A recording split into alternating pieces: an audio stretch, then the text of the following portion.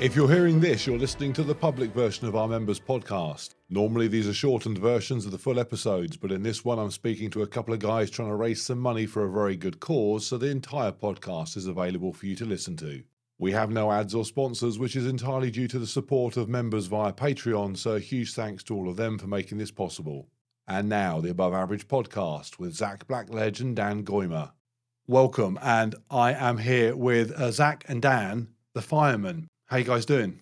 Yeah, good, thank you. Yeah. Fit and well, excellent. Very exciting that you're late to the podcast because you had to go on a shout. I'm off now for a couple of hours, so it should be all right. And I should let everyone know, because I did confirm with Zac before that the shout was successful. Yeah, just a small fire, luckily, nothing serious. Yeah, apparently there was a cat and he left the cat. He doesn't like cats. We don't like cats. No. Don't call Zac if your cat's up a tree. Well, the cat got up there. It can get down itself. I mean, does that even happen? Have you ever rescued a cat? I haven't. There were cats stuck in a drain pipe, and we got that out. I have rescued a kitten. Can't you go to one end of the drain pipe and just shove your hose down it, and then like a what are those things called in Yellowstone Park? A geezer. Yeah. I'd watch that on TikTok. Fireman launching a cat 400 foot into the air. Okay, what we're going to talk about is not firemen being mean to cats. And I should add, it's not all firemen that are mean to cats. It's only Zac. So if you're thinking, don't panic. If you call a fireman for your own cat, you'll probably get one of the nice ones. We're going to talk about firemen and fitness, because you guys are feel fit firemen in a nutshell.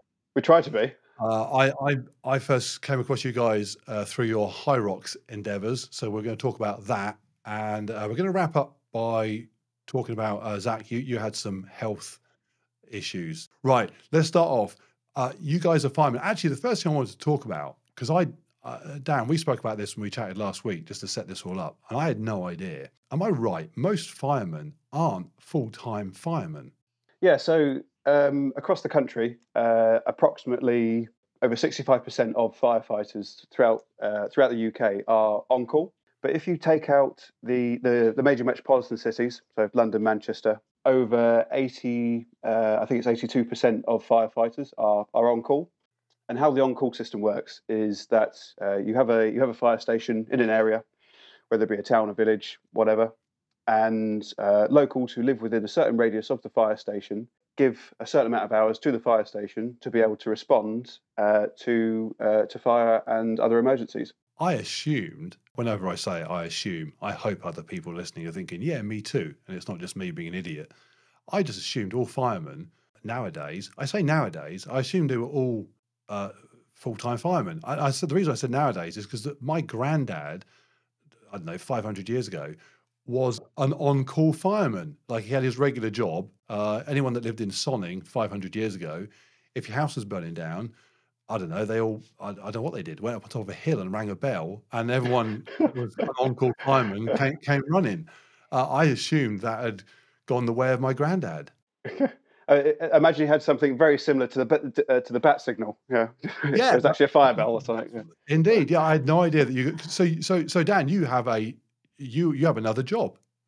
Yeah, so I work for the ambulance service full time, 40 hours a week, and then I'm on call with the fire service for 100 hours a week. So basically, anyone listening, Dan was already one hero job and thought, oh, I need some more more heroing in my life. What I don't know what he does on his days off. Goes down the coast and rescuing people in riptides or something, I suppose. I had no idea. So you have to therefore be close to your station, don't you? I mean, it's as simple as that. You live near the station. When the bell goes, you pop over there. Yeah. So it does vary from with service to service, station to station, depending on the demand. So at my local station, we have a radius of 5 minutes. So I've got a pager, and when that pager goes off, ideally we have to leave, head to the station, and then roll out the door on the fire engine within 5 minutes, ideally. So if I get called in the middle of the night, I can be at the station within 3 minutes. We put our gear on, hop on the truck, and we're out the door, heading to whatever emergency we have to go to. That's mad. If my wife says we're walking the dogs, it takes me 15 minutes to get ready. I can't imagine And I love the fact you have a pager as well. I haven't seen a pager since. Yes, it's an old school pager. Yeah, it's great. It's just a bit more reliable than phone signals and phone masts. So Okay, so that I mean, as I say, it just fascinated me that you guys weren't all full time. Fireman fitness. This is a fun one for me because I did a police fitness test recently for YouTube where I confirmed that I'll be careful picking my words here because I don't want to say policemen aren't fit, but that's kind of what I'm implying. I did a fitness test, and to pass it, I didn't even need both my legs, to be honest. I mean, it was a bleep test. Like I could have crawled the bleep test and still passed. So my assumption is that there are plenty of policemen getting by without a huge amount of fitness, and I'm guessing that firemen have higher requirements. The other thing that also confirms to me that this is the case is that I googled before this fireman calendar. And you guys, not literally you guys, perhaps you do, I don't know. Firemen in general seem to have a thing for calendars, flashing your hoses around everywhere. But if you Google cop calendar, Google thought I made a typo and meant cow calendar and just offered me a bunch of calendars for cows. There are more calendars for cows than there are cops calendars. But yeah, firemen, you're all over the place. Ripped abs, bulging biceps. So yeah, your fitness standards are what? What if I wanted to be a fireman? Ignore the fact that I'm 50 and old and scared of fire. Skip that. What's my fitness test to get in? Zach, do you want to take it for whole time? So Zach's a whole time firefighter as well as an on call firefighter. So he's been through both processes. Is there a different fitness test for? It's still the same. I just do both, but it is still the same. You need to get a level 8-6 on the bleep test, Okay. which again, isn't that difficult. It used to be 9-6 when I joined the on-call, and it's been reduced to 8-6, which is, I think, well, personally, it's just about breaking into a run. Yeah, I mean it is 886 is it's not much more than a run. I mean, anyone that does park run a couple of times a month could probably do that. Yeah, most people like who run and do general fitness should pass that. But there's other tests to do as well. So you do your maths and English and some other online tests, and then when you get through that, you get invited to a practical assessment day, and there's like 8 stations you go through in fire kit, and there's like a ladder lift, an equipment carry, a little rat run through some cages, a casualty drag, a hose carry. So there is quite a few different things, which is varying in weight and difficulty. And it's a fun day if you're into fitness. I was going to say it sounds awesome. It sounds superb. It is, but that is quite difficult. So as long as you get 8-6 on the bleep test, you'll pass. Which again, if you're into fitness, most people will. It's just that day that might catch a few people out, which can be difficult if you haven't trained for it. Actually, it's interesting because the thing with the police, because I actually had a couple of guys in the police contact me after I suggested they all just ate donuts and didn't move very quick, and they said, to be fair, nowadays we don't need to do a lot of running around. It's not the Sweeney. We're sat behind a desk and we're doing it's all computer stuff and actually running after people. They might fall and hurt themselves. So that's a lawsuit waiting to happen. So day to day, your average cop is not necessarily running an awful lot. So you could, as long as you do scrape through the police test, the fitness test, you're kind of not exposed, as it were. You just day to day, you don't need to do anything running around. You guys, you're wearing big heavy kit, lugging gear around, climbing up ladders. I guess if you're someone that couldn't get through the fitness test or only scrapes through the fitness test, you're going to find it, I'm assuming, in your day to day role of abusing cats and rescuing people. You're going to get shown up. Yeah, like you said, we have to go into house fires sometimes where the fire's going quite well. It's hot. You're struggling to see, and you've got all your fire kit on, your breathing apparatus, which is heavy enough, and then you get in there and you've potentially got to drag a person out that's between 70, 100 kilos, just two of you.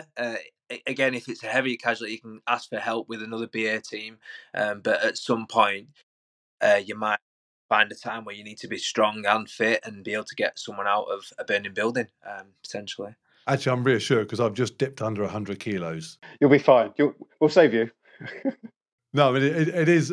I mean, yeah. The policing was interesting because I did think, yeah, the average policeman doesn't need to do an awful lot of running around. But yeah, when you guys turn up and have to do what you do, how much does your gear weigh? Is there like a set weight? I mean, what's all that gear weigh when you put it on?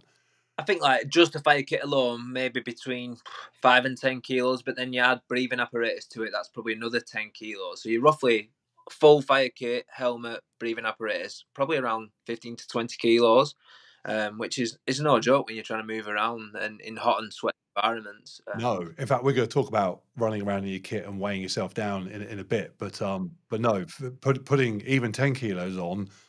And it doesn't sound a lot, especially if you work out and you're used to kind of chuck in 20-kilo plates around the gym. 10 kilos doesn't sound a lot, but when you add it to your just yourself and then try and do routine things, whatever, bend down, pick things up, suddenly it all goes pretty pear shaped.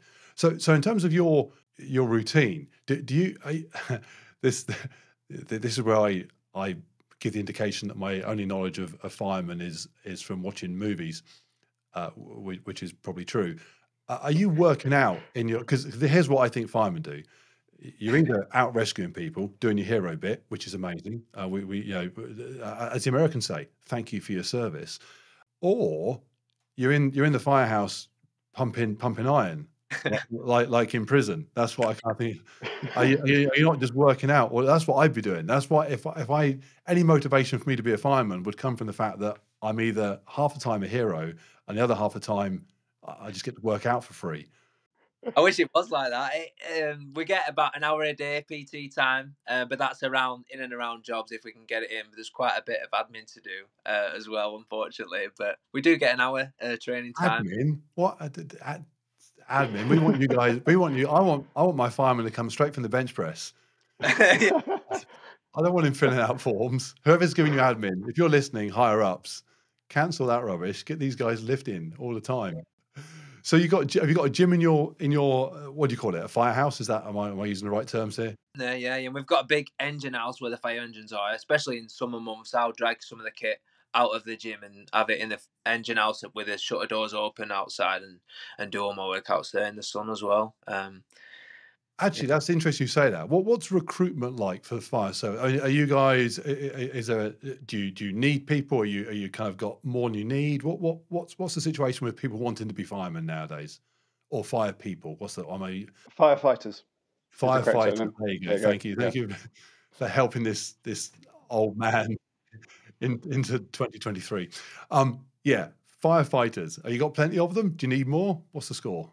We could always use more. I think it all comes down to money at the end of the day. The role of a firefighter is becoming far more diverse than what it ever used to be. There are less fires, but we are responding to more and more emergencies. We don't just go to fires. We'll go to RTCs. We'll go to high-level rescues. We'll go to water rescues. The National Fire Service also has an aspect called national resilience.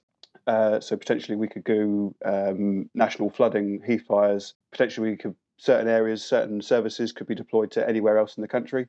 And sometimes we can even go abroad. With all the earthquakes in Turkey recently, the UK Fire Service went over there with search and rescue to help out in the recovery and search and rescue for individuals. Actually, it's interesting because we touched on this, Dan, when we spoke last week about the other things you do, which of course makes sense when you think about it. If you have a car crash, you're solving the problem that's there. If someone needs getting out of their car and stuff. And yet, it clearly is way more diverse, almost to the extent that having the word fire in it, you should almost just be, there needs to be like a term that's a bit more all-encompassing. But I can't think of anything other than just kind of like hero people. I think because we are the only service that will deal with fire, so I think that's the only reason we've kept that now. If we didn't have that element, we would just be first responders or rescuers. The rescue. Although having Disney probably own that, you're gonna have to pay someone at Disney if you're going to go with the rescuers. But yeah, I mean it is and because you were talking about you do some water stuff as well, don't you? You're going into water and getting people out of so various stations depending on where they're located. The station I'm at, we're coastal based. We have a lot of waterways near our station, so we are a level 2 water rescue team as well, so we can enter into water and rescue and search for people if necessary. I don't know, Zach, if you do water rescue as well. Not at Blackburn at my station, but Lancs do. There's 4 or 5 stations that are water rescue level 2, like Dan said. Mainly the coastal areas and mainly coastal areas really.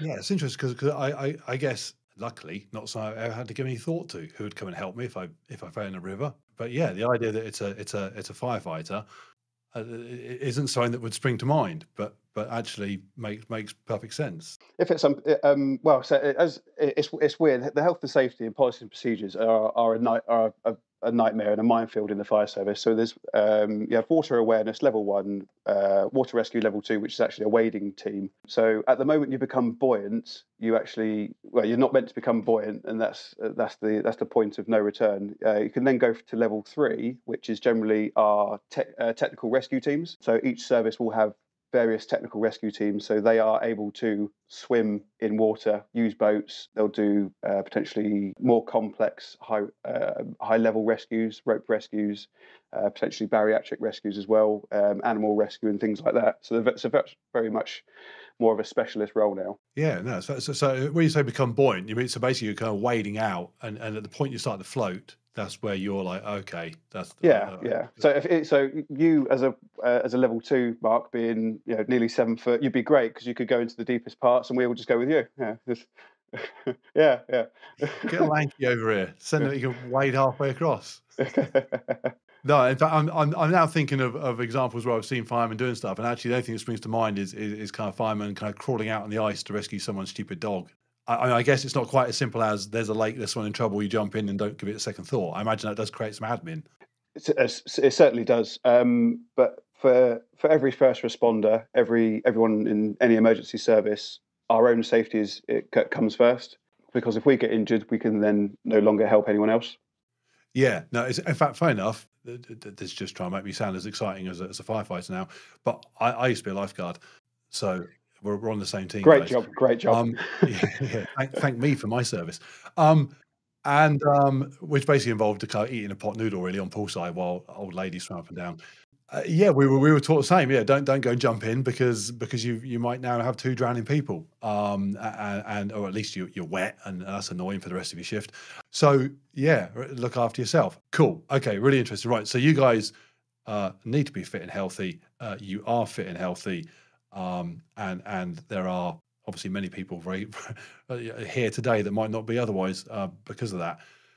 You then took your health and abused it by running around Hyrox dressed up as I was going to say dressed up as firefighters, but as you are firefighters, calling it dressed up sounds like you, I don't know, it sounds like you kind of wore a nurse's uniform for Halloween or something.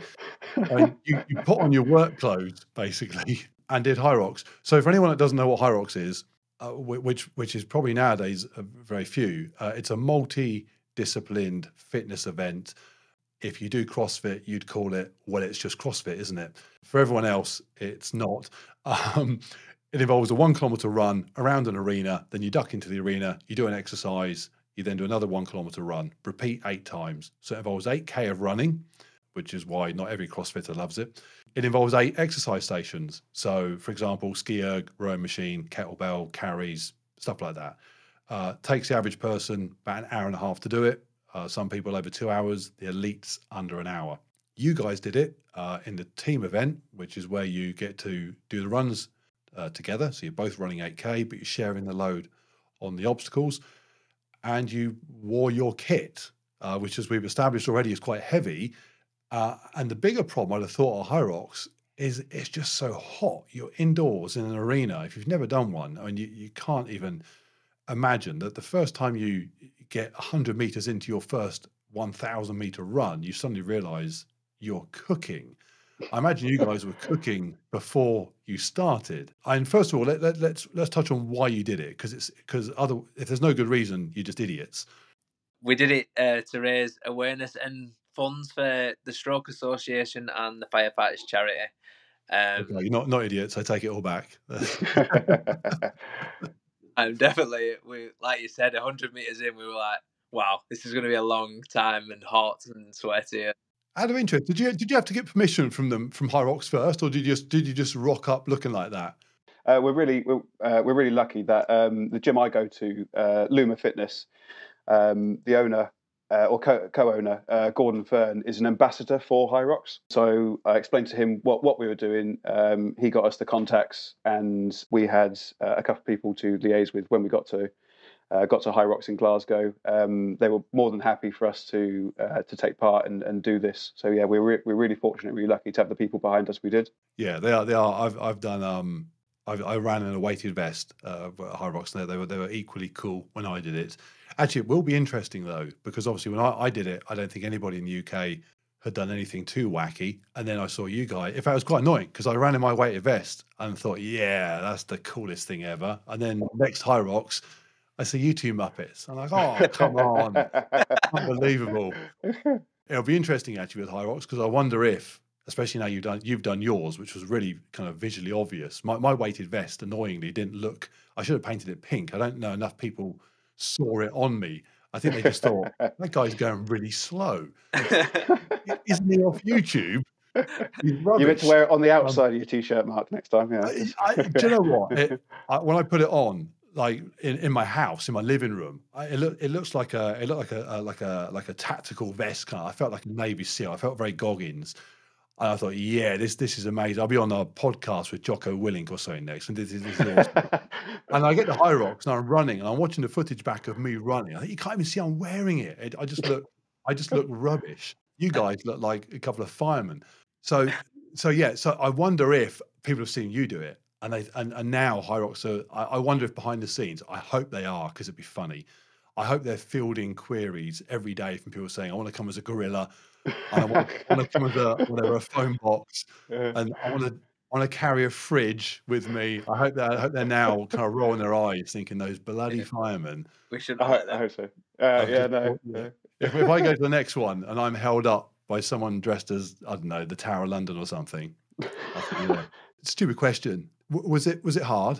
It was, yeah. As you said, I spoke to quite a few people. As I'm lucky enough to go to an authorised Hyrox gym, and all the guys there, quite a few of them have podium. They've run in races all over the world, and all they kept saying to me is that it's going to be so hot. It's going to be so hot, and we're incredibly lucky in the UK fire service because we have the best kit money can buy. It's so well insulated and so well fire retardant that we can put it on. We can sit next to a fire and not feel that heat, but it also has the reverse effect that whatever heat we create, it doesn't let out. So from the moment we turned up, we were just walking around in our leggings first of all, and we just had Zac had a stroke association vest on. I had a firefighters charity vest on. That was okay. As soon as we put our tunics on, and I said to Zac, yeah, we'll carry some water as well to try and save some time because it's going to be so hot. Yeah, just at the starting point, like, Zac, I'm dying already. I'm dying. Yeah, no, I imagine. I mean, I carry water, and just running normally. In fact, I started carrying water when no one carried water, and people were saying, why are you carrying? And it just seemed obvious. So when I saw you guys, I thought you must be carrying fluids, because you can't wait the 4, 5, 6 minutes that it takes to get round the circuit to get back to the water station. I definitely stole the idea from you. Yeah. No.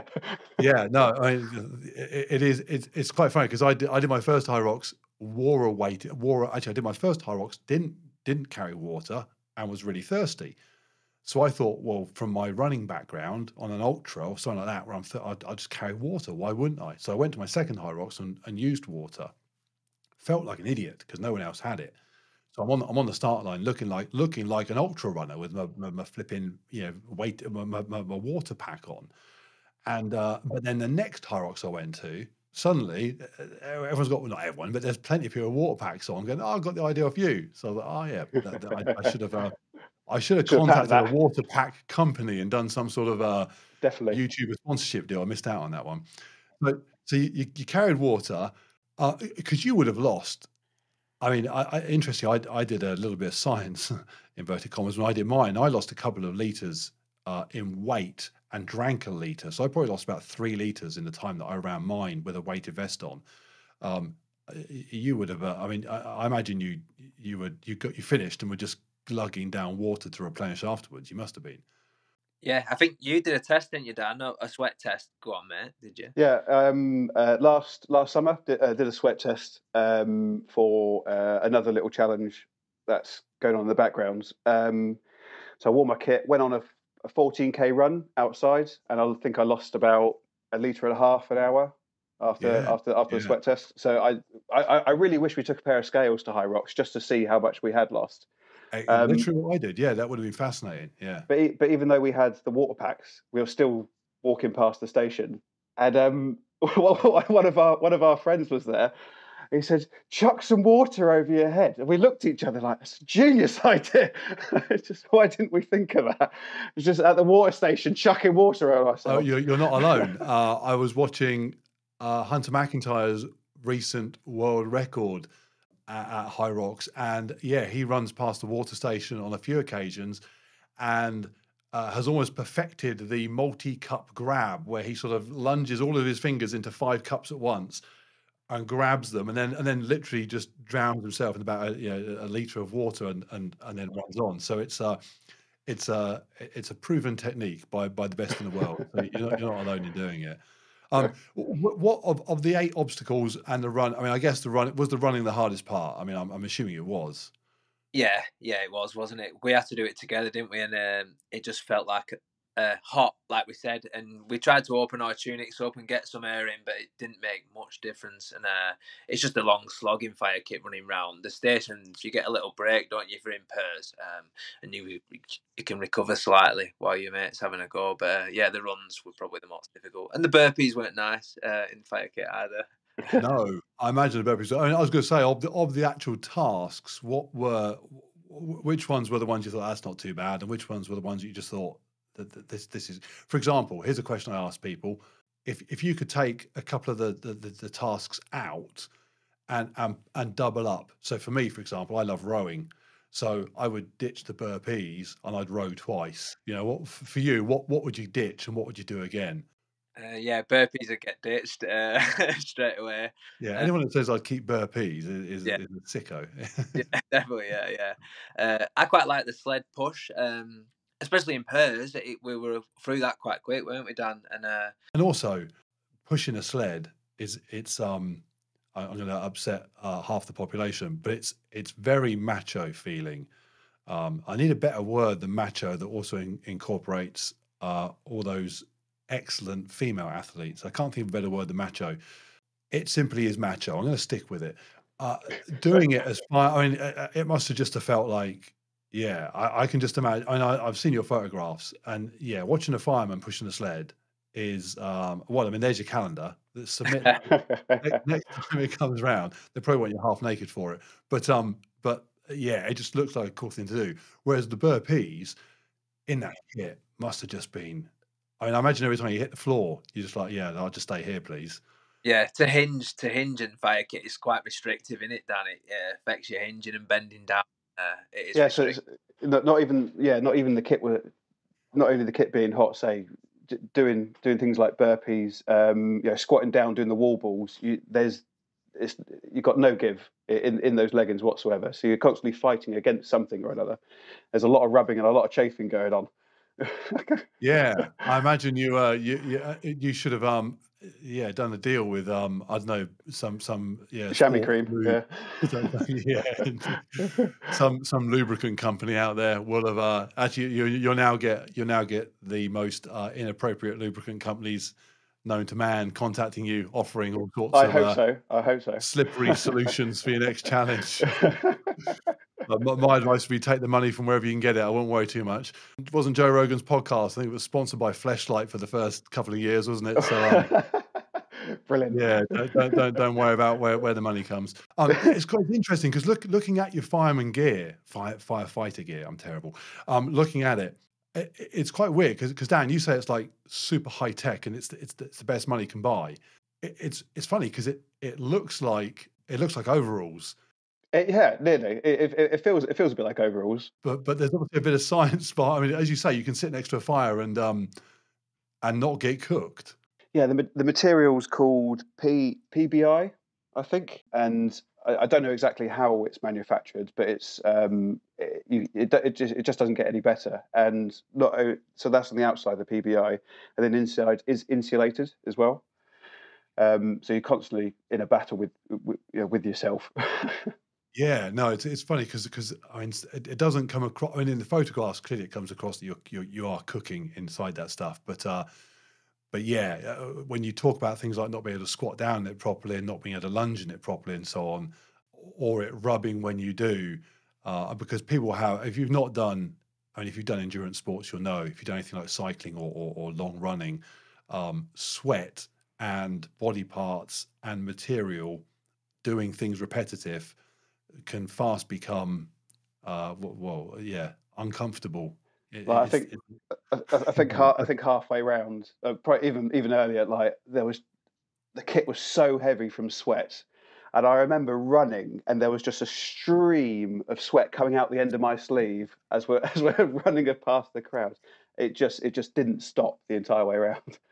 No, it is the damage. It is quite remarkable. I did a 100K run last year, and the damage that sweat did to parts of my body was mind-boggling. And the pain, chafing is a funny one. Well, it's not funny. I need to get a doctor on the podcast to explain this one to me. Actually, the damage that's done is relatively minor, but the pain that comes with it is off the charts. I mean, it is, yeah. So I don't envy you at all. What were the people like? Because I imagine, because I get a tiny bit of this because I'm a little bit known by some people. When I go to Hyrox, it's very, very cool for me because I get to be kind of pretend famous and people say hi and everyone's very, very lovely. I imagine you guys looking like you did got a lot of that. Yeah, we did. Well, we decided to do this. It was only a month before, wasn't it, Zach, or something like that? It was basically New Year's Day, because we both wanted to compete in the CrossFit Open. So Zach, you had an individual ticket, wanted to swap that for doubles, and we thought, we want to both focus on the CrossFit Open. Don't want to do too much endurance work, so we'll just do it in doubles. We'll do it for charity and have a bit of a giggle. Spoke to the charities. The Firefighters charity sent us out a bucket, and we thought we'd just turn up, we'd run our race, maybe collect a fiver, and we'd just go home. But from the moment we turned up to the moment we left, it was amazing. We had so many people coming up to us, asking questions, asking for photos. The entire way round, there were people shouting and cheering for us. Even people we're racing against are tapping us on the shoulder, giving us words of encouragement, saying, "Come on, keep going, keep going." It was a phenomenal atmosphere. I don't think anything we ever do again will compare to that. Yeah, a touch on the shoulder and someone saying, get after it, and your pace increases. Well, we went out way too hot initially. Our first lap was 4 minutes, I think. Then it quickly declined. I think Zach, you could have kept going, Zach. I slowed him down. Yeah, I think our slowest lap was 7, give or take, towards the end. But towards the end, I was so done. I'd eaten way too much that morning, and I think I'm just going to be sick. Zach said, "Come on, Dan, keep moving, keep moving." It's like, no, I just let me do my pace. Oh, I'm going to be sick in the corner on someone's shoes, right? Just. I mean, actually, even 7 minutes, because it's funny. Because if you run, so if you go into a park run or something, and you're a half-hour park runner, you're running 6-minute kilometers, and you're a fairly average park runner, which I should emphasize is still better than average. So anyone that's a slow park runner, pat yourself on the back because you're out of doing park run, and most people aren't. But half-hour park run, 6-minute kilometer, not crazy fast. So when you hear about people doing, as you were talking about, doing 7-minute laps, which is a 7-minute kilometer at a Hyrox, it is hard to comprehend how, or maybe it's not, maybe it does make perfect sense, how exhausted you are. And at the end of a Hyrox, you'll have run for well over an hour. You'll have been doing all sorts of challenges that just destroy your legs. I mean, things like lunges and burpees are just absolutely wreck your quads. To then go and run anything like a 5, 6, 7-minute kilometer, it is still, I mean, it's still, you're running. I mean, I do a 19-minute 5K, which is not it's not elite, but it's not slow. But at the end of a Hyrox, I'm down to way past 5, if not 6-minute kilometers, and my brain is saying, "What are you doing? Run!" And I simply can't. I mean, it doesn't. It just until bizarrely somebody will come past and tap me on the shoulder, and I get it, and it's amazing. I get it quite a bit, also because I'm quite big. People spot me, and yeah, suddenly, I mean, almost annoyingly, you find that you do have a bit still to give. So yeah, the human body is incredible. That you can tell, and you probably get this with work, that you think you're at the limit, but you have a bit more to give, but you almost need some means of tapping into that, and somebody just saying to you, "You're doing great, go for it," it is enough to sometimes sort of open up that kind of, I was going to say, in case of fire, break glass. It's that kind of, oh, I did have a bit, there was a bit in reserve, as it were. I imagine you just had that constantly fed to you by the support. Yeah, like you said, after some of the stations, the compounding effect it has on your legs, like the lunges, the sled push, and then running on top of that on tired legs, the fatigue. But like you said, when you get to certain points around the lap, we had like big groups of people screaming for us, and we knew where they were, and then we'd find that little burst of energy for those crowds, like just to give them something to cheer about instead of just slumping past. Same thing, having a little group of people that I knew were at a certain spot. And so what I would do is, as I came around the corner, because one of the things that I get, people will take my photograph because they go, "Oh, there's Mark Lewis off YouTube." So they take my photograph, and I don't know that's happened. It just happens. And then over the next couple of days, I'll get Instagram messages from strangers saying, "Hey, I saw you. I took your photograph. Here you are." Like, which is a bit weird. Like, "Oh, well, I'm not sure what I do with that. Thank you very much." So I know that happened. So what had happened is that because I knew there were people that were spotting me, I would speed up because I thought, if they're going to take my photograph, I don't want it to look like I'm Yeah, rubbish. So on that section, I would run faster, and yeah. then they go, "Yeah, hey, Mark," and then they'd go around a corner, and I'd kind of go back to just like plod, plod, plod, thinking, "I hope no one spots me." Zach, is that why we always had to get to that corner before I could walk Yeah, again? that was the Yeah, you got to put on a show. So yeah, you got to know where you got to know, who's watching and when to ramp it up for them. No, that's very, very cool. Okay, now you said you ran for in part is it the Stroke Association? Is that yeah. okay? Which it is Zach? That's close to your heart. I sound like the worst TV presenter ever. It's a topic close to your heart, Zach, because you had a stroke, I did, yeah. which is, I mean, that to me, and no means kind of belittling how well. In fact, maybe it's emphasizing how terrifying that is.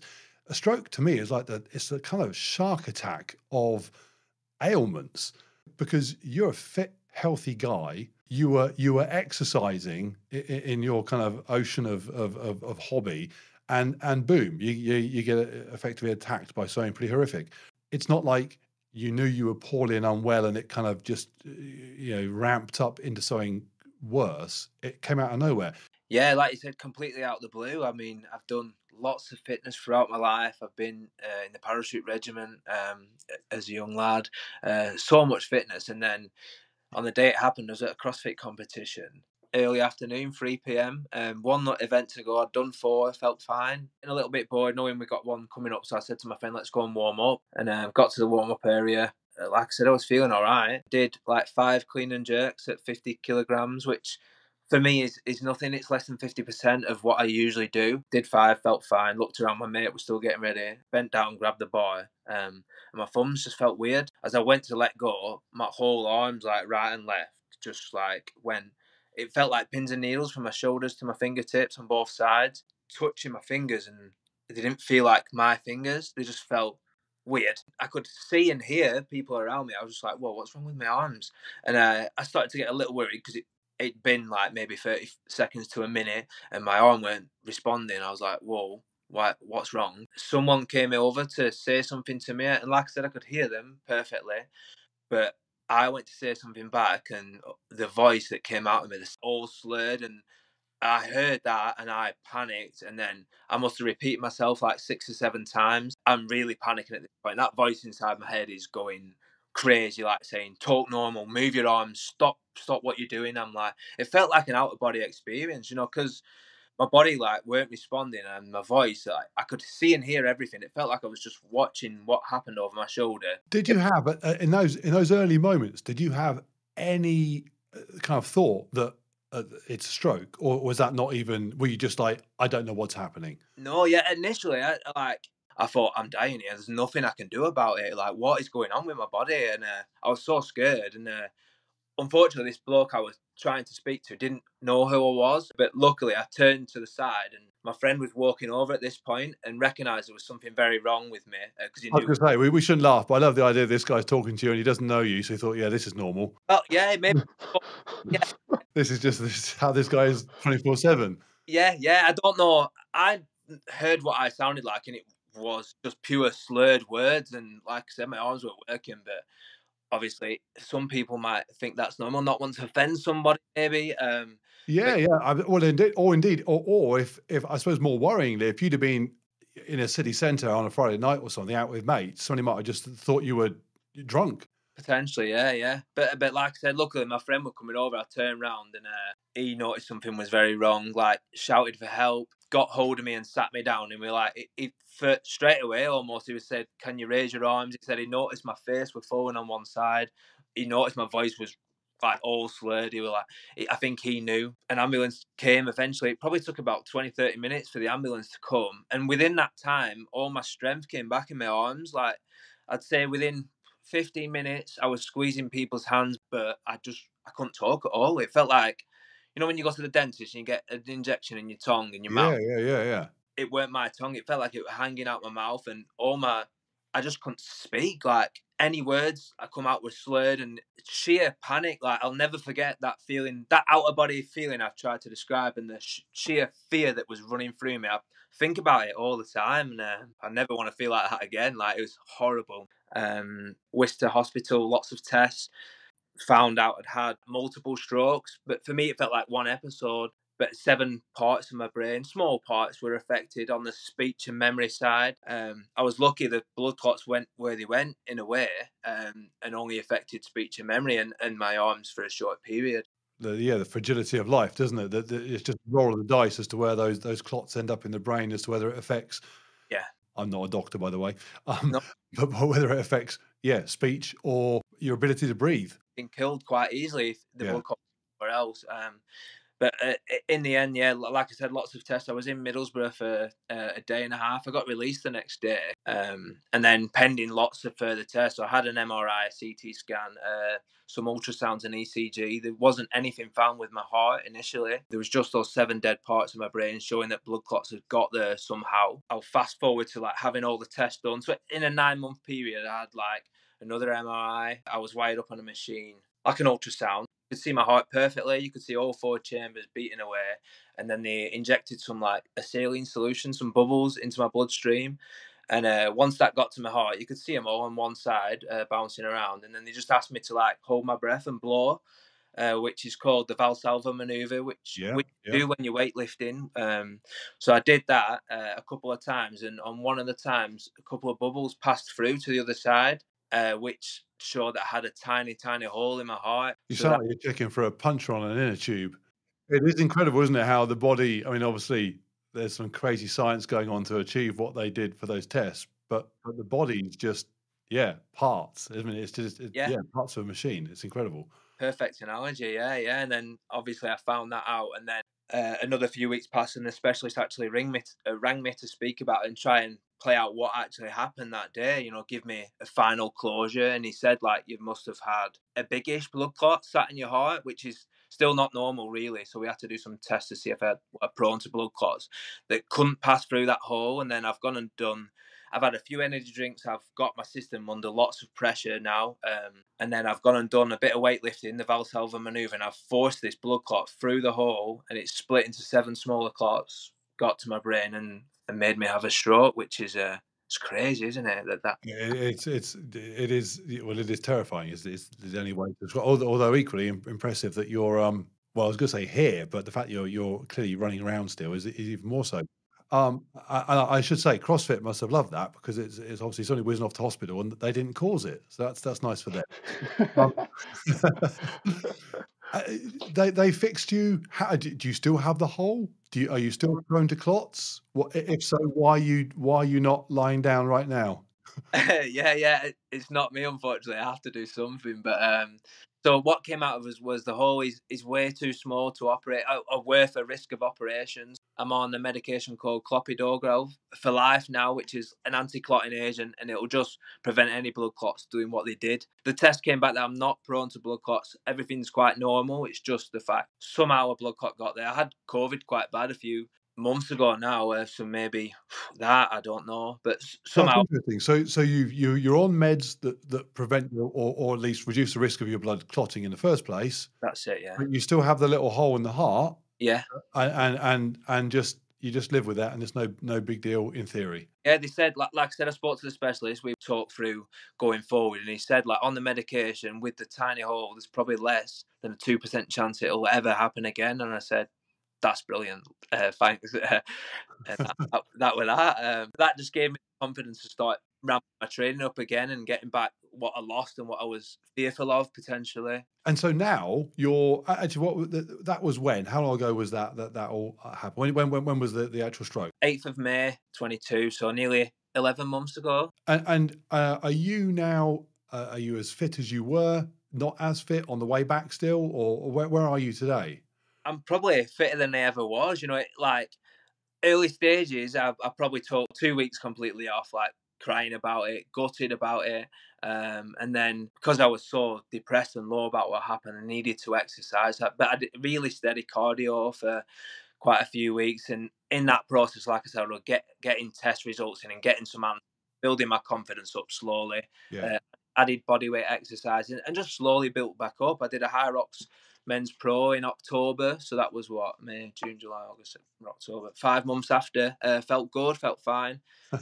And from that, That's mad in itself. I mean, Hyrox full stop, a Hyrox Pro even more so is not a easy thing. It's not like you went for a jog. no, not at all. No, I've always been quite fit, so I think like for me, it was a huge setback, no doubt about it. But I didn't necessarily lose any fitness. I just had to stop for a bit out of fear more than Yeah, anything, and yeah. just rebuild slowly and until I got the all clear, which I kind of did. I kind of just went on maintenance for a bit, and like I said, now I've ramped it right back up, and it lit a fire in me. I want to be fitter and stronger than ever, and prove that I can come back from this. It's interesting actually. You talk about you didn't lose huge amounts of fitness. Something I've spoken about before in videos and on podcasts. When people have an injury or an illness or indeed any kind of life event that stops them training, often the thing that screws their fitness up is not that. It's what they do to themselves before they come back. So you bust a knee or something. If you just kind of hang in there until your knee's good, and then come back, muscle memory, all that jazz, you'll be rocking and rolling soon. But if you bust a knee and think, well, I'll have Domino's and Kentucky Fried Chicken for 6 months because I'm sad, then you come back and think, oh my god, my knee really screwed me up. Your knee didn't screw you up. Putting on 4 stone in burgers. So actually, you're right. If you can, it's hard to do. But when things go wrong, and it can be anything, it can be whatever, getting divorced, any kind of life event that I'm just kind of plucking things from my own experience that make you think, oh my goodness, this is it. This is the end. I can't go on without whatever, my wife, my knee, whatever it might be that you've lost that you think was important. Many people are now thinking, oh my God, my knee, I'd get the wife, lose my knee. Hang in there, stay focused, keep the dart on track. If you've got a reasonable amount of fitness already, things won't go pear-shaped. It takes a long time to really go backwards. Yeah. Through inactivity, but through self-sabotage, you can go back years in a matter of weeks if you want to. So it's interesting. You just kind of it's impressive that you as you say, you kind of cry, get it out of the way, and then get back after it. And I mean, bonkers that you're where you are. In terms of the future, let's just finish off because Dan, we spoke last time about other stupid things you want to do or impressive challenges as they're known. What's so you run around as Hyrox, you run around in Hyrox dressed as I keep saying dressed as in your work clothing. What's next? What's on the cards? Something equally That fun? since me and Zach have been in contact and met and done this High Rocks, it's just lit a fire in both of us that we just want to keep going out and doing this stupid shit. So there's lots of different ideas and different things happening in the background. Zach recently has just confirmed the next challenge. We're going to focus on one challenge at a time. Because especially every challenge we want to do, we want to be able to raise money for a charity or do it for a good cause. Yeah, Zach, your next challenge is quite exciting. The next one I've got lined up is the Yorkshire Free Peak Challenge, roughly just over 24 miles, but I'm doing it with a 20-kilogram rucksack on that Built for Athletes have kindly supplied me with. So just to make it that bit shit, I'll do it with a bit. Yeah, and also shout out Built for Athletes. We love those guys. They hooked me up with my my luggage to go to Rotterdam with. It's not, in fact, I think of the two, I got the better deal there. I got some sexy Red Bull luggage that I took to Rotterdam. They've given you a backpack that's going to crush you as you try and climb up a mountain. That's it, yeah. Oh yeah, I won that one. So 20 kilos is that's and again, people, when you kind of imagine in the gym, you think, oh, a couple of 10-kilo dumbbells, that's no biggie. You stick 20 kilos on your back. It changes everything, and it just makes it that bit more challenging. And mentally, at some point, like probably on the second, third peak, I'm gonna think, why am I doing this? That's the point of these challenges, because what I went through was shit, mentally. So I want to raise awareness, raise funds, and tap into that mental resolve that I've needed in the past. And yeah, So, something that it'd be interesting if you find it or have already found it. It's quite when you do a sport and you have no challenge going on. You're just doing it. You're like most people do it. The very obvious target is to do well in it. And so, for example, if I go and run, as I'm going to run this year, I'll be running Hyrox just as a normal person, and not in any kind of challenge, but not with a vest or not for charity, just running it. And my focus there will be very boringly, how well can I do? And if I don't do as well as I want, oh, am I depressed now because I didn't do as well as I like? And I know, I say I don't like that. I don't like getting kind of hung up on that traditional metric of did I kind of score well relative to others, which is, and people say you run your own race, but the reality is that isn't life. You enter an event, you're going to look at where you come. I mean, that's just, and that you do that. It doesn't matter if you look at what car your neighbour's got versus you, or you look at where you come in Hyrox. That's how life works, for better or worse. The nice thing about doing it as a challenge, where you're deliberately handicapping your abilities, is that suddenly all that goes away. When I did Hyrox my vest on, as you guys would have found in your gear, you're not worried about the podium. You're just worrying about finishing. And suddenly you're getting the adulation that you're getting more adulation than the person that does end up on the podium would get. It's kind of like a cheat code. You don't have to worry about doing well in the traditional sense of the word well. So I love doing things. People say to me, oh, you're 220 pounds. Why are you running an ultra marathon? Because when I finish it, I shouldn't have been able to do that. I'll look up the time at some point, but really I just care about just doing it. Yeah, so many people don't get into kind of health and fitness, or they hold back from something like a Hyrox. The amount of people that email me and say, oh, I've been training for 6 months. I might do a Hyrox next year. What do you think? I'm like, sign up now. Just do it. Yeah. And it's very hard for people to turn off that, but how will I do mentality. But if you can just turn off that, how have I done versus whatever, the clock or the list of competitors, and just kind of simply regard the fact that you did it when most humans aren't doing it. That alone is what people should be measuring themselves against. When you go to bed at night, did I do something today that was a bit cool? Yes, then good, job done, tick the box. Yeah. So that's your next challenge. Is there any when is that going to be kind of available for people to go and support you? Have you got a Just Giving page? What's the score with that? Got a Just Giving page. If you look on Just Giving and search for Zac Blackledge or the Yorkshire Free Peak Challenge, it hopefully be on there. It's on my Instagram, Zed Blackledge, the link. For everyone listening, I'll stick links everywhere so people can find you and yeah, throw money at you as they rightly should. Actually, Dan, are we allowed to talk about your you were doing we were talking about something last time, weren't we? That you're doing. Yeah, of course. So, well, I'm Is hoping it public knowledge, or is it kind of, if I tell you, you have to kill me or something? No, it's fine. Well, first of all, I'm hoping to join Zac on the 3 Peak. I just need to work out a few bits of work, but I'm trying to train as much as I can, and then hopefully we'll do that. Then there's the long distance swim as well. What's that, Zac? 5 points. Yeah, Coniston Water, 5.25 miles. Never open water swam before, so that should be fun and interesting. But yeah, you've got something bigger coming up as well. Yeah. Yes, I'm hoping to complete an Olympic triathlon with fire kit and carrying a BA cylinder. I mean, yeah. Well, when have you got a target date for that yet? So probably later towards the summer, maybe September, October. Because I've got the next couple of months. There's quite a lot of CrossFit. Hoping to do the 3 Peak Challenge with Zac.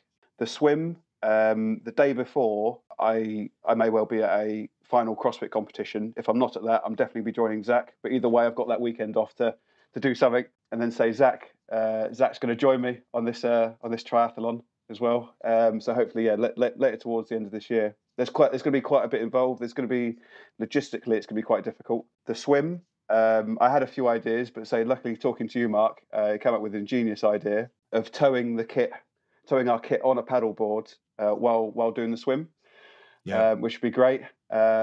Also, that's very Navy SEAL. Yeah, I like the idea of kind of towing your gear and then kind of getting out and getting dressed in what you towed. That's how Navy SEALs kind of infiltrate a beach area. There we go. Yeah, from all the movies I've seen, anyway. So yeah, tow all the kit along. So that'll be 20 odd kilos on towing the paddleboard, open water swim, get out, don all the kit, 40k cycle, then 10k run with the BA cylinder. So approximately 20 kilos. All the triathletes that get very excited about weight will be having kind of nervous sweats about the idea of somebody wearing anything on a bicycle beyond what they absolutely need to. The idea of putting on a cylinder, a pointless, unaerodynamic cylinder, would give them a heart attack. These guys that have, whatever, carbon fiber, anything, you need to put like some sort of cone on the front of that cylinder to make it. Well, like that would help because I'm assuming you're going to be dressed in your kit. Yeah, so let's have fire kit. I did a couple of cycles last year actually. So but because the leggings are so baggy, I had to duct tape the leg tight so it didn't get caught in the chain. Of course, you did. I've cycled. I've cycled with the vest. I've cycled with the cylinder. I went running with the cylinder, and it's so different to a vest because it's so tall and it wobbles a lot. And generally, with a cylinder, you have all that weight on your hips, and the shoulder straps are just to stop it generally from falling over. But you can't have that weight on your hips for that amount of time, and then try and get a pace up. It is really difficult. So yeah, it's going to be a challenge. We've got to work out some logistics. So it's just going to get very heavy, very sweaty. Yeah. The helmet I have not cycled with yet. The fire helmet, which is incredibly heavy compared to a cycle helmet. And it's not aerodynamic in the slightest. No, it's probably not designed for that, is it? It's probably not made of carbon fiber either.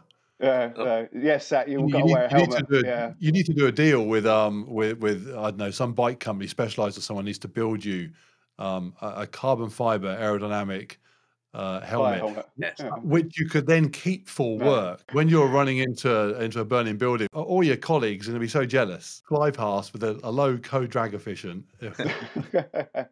Yeah, what I want to do actually is we'll get you guys back on to tell me how it went. I also want to know how much lubricant the inappropriate company that ends up sponsoring you gives you for free. Yeah, fantastic. Yeah, definitely. It should be a lifetime supply. Cool. I'm going to link all your various places where people can go and find you and see and follow, what you're doing, and then give you some money for it as well. And thank you for coming on. And obviously also, I mean, seriously, thank you for doing what you do. You as someone whose job is being an idiot on YouTube, you're at the other end of the scale in terms of I do something important for my living. So thank you for that as well. Yeah, fascinating time and very, very impressive what you did at Hyrox and what you have planned coming up. So yeah, thanks for your time, guys. It's been an absolute pleasure. Thank you. Thank you. Cool. Cheers, guys. Take care. Thanks. You too, Mark. Cheers.